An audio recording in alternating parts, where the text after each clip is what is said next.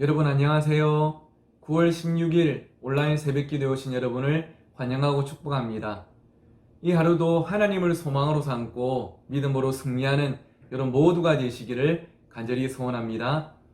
오늘 우리에게 주시는 하나님 말씀은 창세기 45장 16절에서 20절까지입니다. 창세기 45장 16절에서 20절까지 함께 한 목소리로 읽어보도록 하겠습니다. 요셉의 형들이 왔다는 소문이 바로의 궁에 들림에 바로와 그의 신하들이 기뻐하고 바로는 요셉에게 이르되 내 형들에게 명령하기를 너희는 이렇게 하여 너희 양식을 싣고 와서 가나안 땅에 이르거든 너희 아버지와 너희 가족을 이끌고 내게로 오라.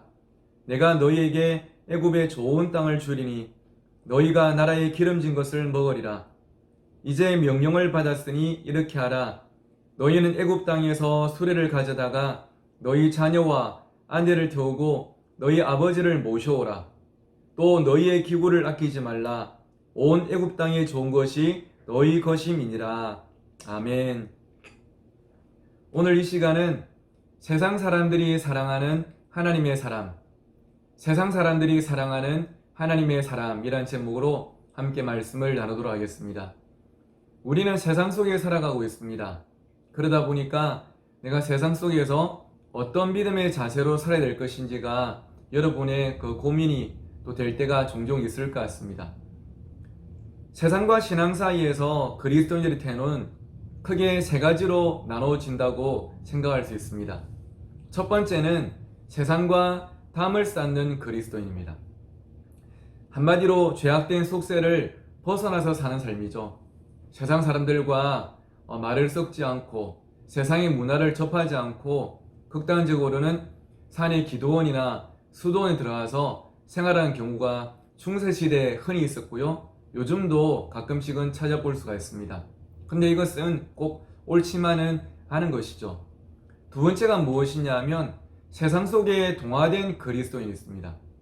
세상 사람들과 별 다를 바 없이 똑같이 살아가는 것입니다. 똑같이 죄를 짓고 그럼에도 마음에 어떤 불편함이 없이 살아가는데 이것 역시 하나님께서 우리에게 원하시는 삶이 아니겠죠.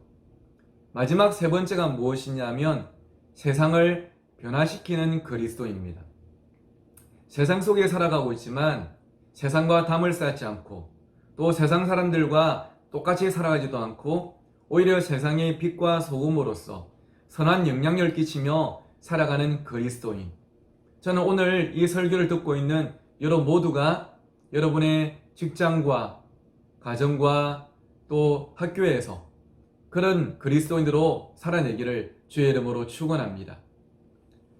오늘 본문을 보면 요셉이 형제들을 만났다는 소식을 애굽 왕 바로가 듣고 함께 기뻐하며 요셉의 형제들을 극진히 대접하고 또 그 가족들을 애굽으로 데리고 올 수 있도록 모든 편의를 제공하는 그 장면이 우리에게 소개가 되고 있습니다. 요셉이 자신의 집에서 형제들과 재회의 기쁨을 나누고 있었죠. 그런데 요셉의 형제들이 애굽에 왔다는 소식을 애굽의 왕 바로가 듣게 됩니다. 그런데 이 소식을 듣자마자 바로와 또 주위에 있는 신하들이 모두 함께 기뻐하는 모습을 우리가 볼 수가 있었습니다. 우리가 중보할 점은 바로가 요셉보다 오히려 더 전폭적인 배려와 지원을 그의 형제들에게 보내고 있다는 사실이죠. 10절에서 요셉은 그 형들에게 고센 땅에 살도록 내가 준비해 주겠다 이렇게 이야기했는데 18절을 보니까 바로는요 애굽에 고센보다 더 좋은 땅을 주겠다 이렇게 이야기를 했습니다. 9절에서 요셉은 단지 가족들을 서둘러 모시고 오라는 말만 했지만 19절과 20절에서 바로는 그들에게 수레도 제공하고 애굽 땅에 좋은 것이 다 너희 것이라면서 고향의 살림살이를 아끼지 말고 다 버려두고 속히 오라는 말도 추가적으로 덧붙였습니다. 이것은 1차적으로는 그 나라에서 이 총리인 요셉의 위치가 어느 정도인지를 보여주는 예라고 할 수 있겠지만 나아가서는 이것은 요셉의 인격과 성품과 또 그의 삶이 또 그가 사회에 끼친 공헌이 얼마나 컸는지도 보여주는 그런 대목이 아니겠습니까? 진심으로 바로와 신하들이 요셉을 좋아하고 있는 것을 우리가 오늘 본문에서 느낄 수가 있는 것이죠. 요셉은 애굽 사람들에게는 그냥 이방인이었지만, 하지만 그들은 요셉의 삶 속에서 하나님께서 함께 하심을 보면서 그를 사랑한 것입니다. 오늘 제 설교 제목처럼 세상 사람들이 사랑한 하나님의 사람이 바로 요셉이었던 것이죠. 저는 오늘 말씀을 묵상하면서 오늘날 한국 땅에서의 그리스도인과 교회의 현 주소를 자연스럽게 떠올리게 되었습니다. 제 가까운 목사님이 며칠 전에 식당에 가서 이제 식사를 하시는데요. 이제 식사가 나오자 당연히 식사 기도를 하셨겠죠. 그런데 그 모습을 봤던 옆 테이블에 계시던 분들이 화를 내셨답니다. 이 교회 다닌 것들이라고 하면서 화를 내시고 빨리 계산을 하고 밖으로 나가 버리시더랍니다. 그러면서 이 목사님과 함께 갔던 일행들이 정말 많이 당황스럽고 그리고 속이 상했다는 그 이야기를 들은 적이 있습니다. 요즘 식당이나 또는 어떤 매장에 가면 교회 다니는 사람들은 입장이 불가라는 그런 어떤 안내문을 우리가 가끔씩 또 언론에서 접할 때가 있습니다. 또 인터넷 기사의 댓글에서 교회를 향한, 그리스도인을 향한 세상 사람들의 혐오와 분노는 우리가 또 쉽게 접할 수가 있는 것이죠. 이것은 코로나19 바이러스가 확산되는데 교회가 한몫을 했다는 세상 사람들의 어떤 인식들이 있기 때문도 하지만, 여러분 혹시 꼭 그것 때문이라고 우리가 이야기할 수 있을까요? 저는 그렇지 않다고 생각합니다. 이것은 코로나19 바이러스의 확산의 주범이라는 세상 사람들의 그 생각도 영향을 미쳤겠지만, 그것보다 선행되었던 것은 지금까지 교회가, 그리스도인들이 세상 사람들에게 보여준 그 모습들과 그에 따른 실망감 때문은 아닐까요? 세상 사람들이 요즘 그리스도인들을 싫어하고 교회를 싫어합니다. 그래서 한 명의 목사인 저도 마음이 참 많이 아픕니다. 여러분도 그러시죠? 신뢰를 회복하려고 하면 많은 시간이 필요할 것 같고 또 그것도 참 쉽지가 않을 것 같습니다. 그렇기에 저는 사랑하는 성도 여러분에게 오늘 말씀을 붙잡고 이 말씀을 통해서 여러분에게 도전합니다. 우리는 이렇게 새벽 기도와 주일 예배 또 교회의 모임들을 통해서 하나님과의 관계도 잘 맺어야 되겠지만, 이제는 세상 속의 그리스도인으로서의 삶을 더 잘 살아내야 되는 그런 시기인 줄 저는 믿습니다. 세상 사람들의 지탄의 대상이 되지 않도록, 세상 사람들을 실망시키지 않도록 우리가 그리스도인답게 잘 살아가십시다. 2달 전에 진성만 목사님께서 우리 교회 부임 설교를 하시면서 그 설교 중에 언급하셨던 단어였죠. 젠틀함.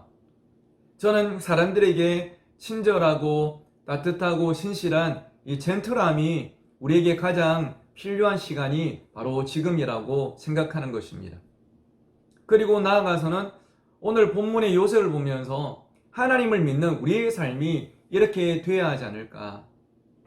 하나님의 사람은요, 자신뿐 아니라 주위 있는 사람들까지도 이롭게 합니다. 하나님의 사람은 그 사회와 공동체에 유익한 사람이 되고 그리고 도움이 되는 그런 삶을 살아가는 것이죠. 저는 여러분이 각자의 자리에서 정말 믿음으로 잘 살아내셨으면 좋겠습니다. 직장이나 학교에서도 또 우리가 하루를 시작하면서 성경 말씀을 읽고 큐티도 하고 또 기도도 하고 그렇게 살아가셨으면 좋겠어요. 정말 주일뿐 아니라 매일의 삶이 하나님께서 받으실 만한 거룩한 예배가 꼭 되셨으면 좋겠습니다. 하지만 그 말씀 묵상과 기도가 끝나고 나면 남들보다 더 성실하게 일하시고 남들보다 더 따뜻하고 밝은 미소로 응대하시고 남들보다 더 희생하고 양보하면서 살아가십시오. 저는 가끔 지인들께 그런 이야기들을 듣습니다. 본인이 근무하는 그 직장 또 그 사무실에도 교회 다니는 사람들 또 후임이나 또 새로 입사한 청년들이 있는데요. 평소에 다른 동료들보다 일은 더 안 한답니다. 일을 더 못하기도 한데요. 또 다른 동료들을 잘 배려해 주지도 않답니다. 그러면서 직장이 바빠서 다들 야근하고 있는데 혼자 금요 철학기도 가겠다고 그냥 일찍 퇴근해 버리는 것이죠. 나는 임원이기 때문에, 찬양팀이기 때문에, 교사이기 때문에 교회 봉사해야 된다면서 직장이 바쁘게 돌아갈 때 자기는 거기서 혼자 빠져버리는 것입니다. 수련회 간다고 월차 쓰고요. 근데 자기도 교회를 다니지만 그런 모습이 보기가 안 좋다 하더라고요. 여러분, 저는 여러분에게 신앙생활을 그냥 조금 더 루즈하게 하라는 말씀이 절대 아닙니다. 신앙생활을 정말 열심히 하셨으면 좋겠습니다.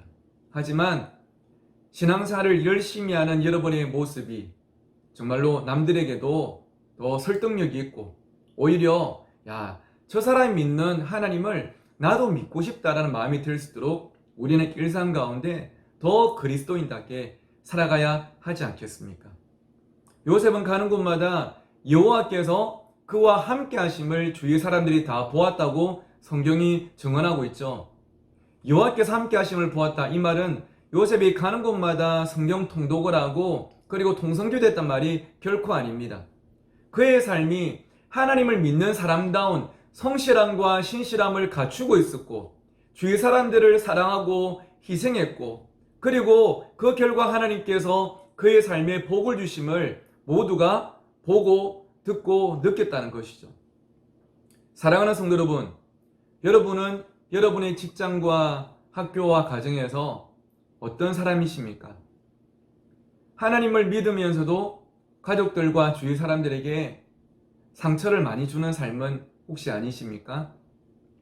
하나님을 믿으면서도 다른 사람들보다 더 게으르거나 이기적이지는 않으십니까?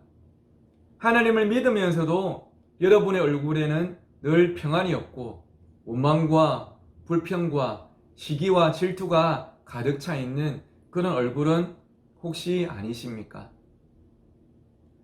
오늘은 여러분과 함께 소원이라는 찬양을 함께 나누고 또 붙잡고 묵상하고 싶은데요. 오늘은 이 곡의 가사를 한번 여러분께 먼저 읽어드리고자 합니다. 삶의 작은 일에도 그 마음을 알기 원하네. 그 길, 그 좁은 길로 가기 원해.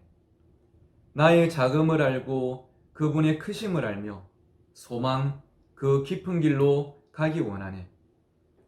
저 높이 솟은 산이 되기보다 여기 오름직한 동산이 되길. 내 가는 길만 비추기보다는 누군가의 길을 비춰준다면 내가 노래하듯이 또 내가 얘기하듯이 살길. 난 그렇게 죽기 원하네. 삶의 한 절이라도 그분을 담기 원하네. 사랑, 그 높은 길로 가길 원하네. 그 깊은 길로 가길 원하네.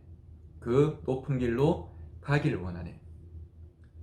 이 가사 한 구절 한 구절이 참 우리의 마음에 와닿지만요, 제가 개인적으로 좋아하고 또 기도 제목 삼는 가사가 이 부분입니다.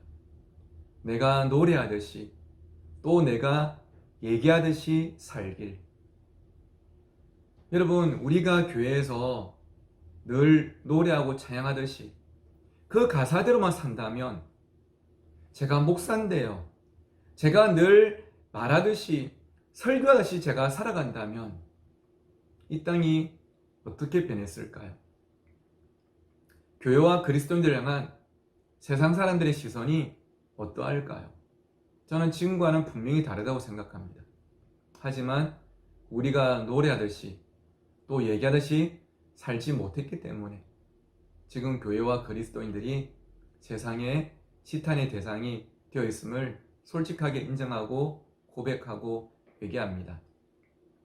오늘 이 아침에 이 찬양 여러분 함께 들으시면서 그냥 찬양을 듣는 것에도 끝나지 않고 여러분 이 가사를 한번 묵상해 보시고요.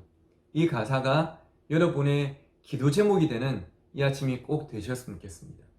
하나님, 저 높이 솟은 산이 되기보다 여기에 오름직한 동산이 되고 내가 가는 길만 비추기보다는 누군가의 길을 비춰주는 삶이 되게 해주십시오. 내가 노래하듯이 또 내가 얘기하듯이 내가 오늘도 살아가게 해 주십시오. 이렇게 기도하고 또 그렇게 살아가시는 이 하루가 되시기를 간절히 축복합니다. 제가 기도하겠습니다. 하나님 아버지, 요셉의 형제들이 애굽 땅에 왔다는 소식을 듣자마자 바로와 모든 신하들이 기뻐하며 그들을 환영했던 그 이유를 우리가 잠잠히 묵상해 봅니다. 그것은 평소 요셉의 삶이 그들에게 참 귀했고 사랑스럽기 때문에 그들이 이런 반응을 보인 것이 아닐까 우리가 생각합니다. 하나님, 우리도 요셉처럼 세상 사람들에게 사랑받는 하나님의 사람이 되게 하여 주시옵소서. 그러기 위해서 남들보다 조금 더 성실하고 좀 더 신실하고 말과 행동이 일치되는 그런 삶이 되게 하시고 내가 노래하고 얘기하듯이 살아가는 우리 모두의 삶이 될수록 붙잡아 주시옵소서. 감사하며 예수님의 이름으로 기도드립니다. 아멘.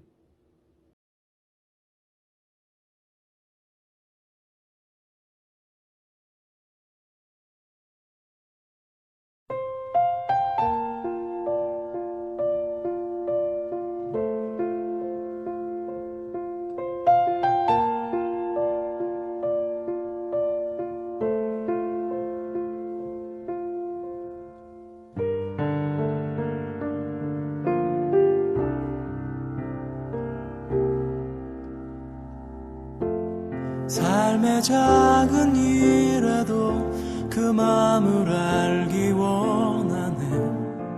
그 길, 그 좁은 길로 가기 원해. 나의 작음을 알고 그분의 크심을 알며 소망, 그 깊은 길로 가기 원하네.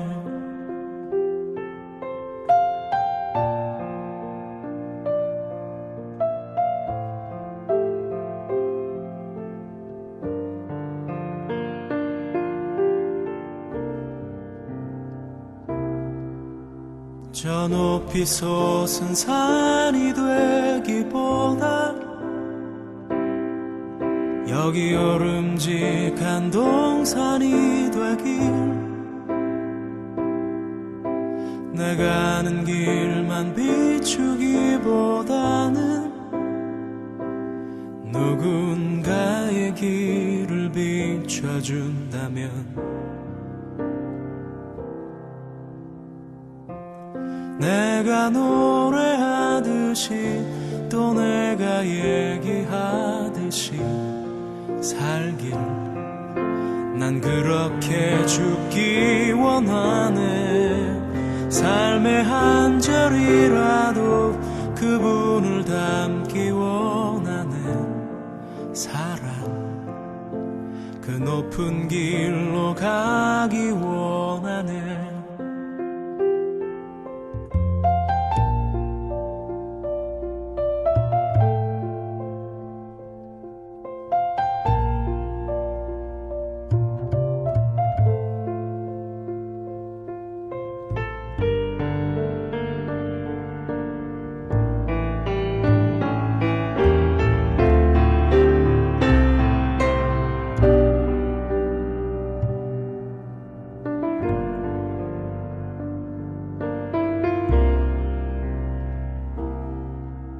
저 높이 솟은 산이 되기보다 여기 오름직한 동산이 되길,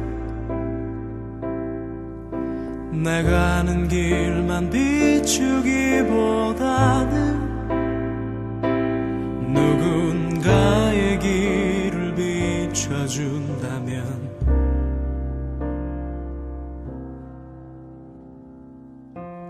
내가 노래하듯이 또 내가 얘기하듯이 살길, 난 그렇게 죽기 원하네. 삶의 한 절이라도 그분을 담기 원하네. 사랑 그 좁은 길로 가기 원하네 그 깊은 길로 가기 원하네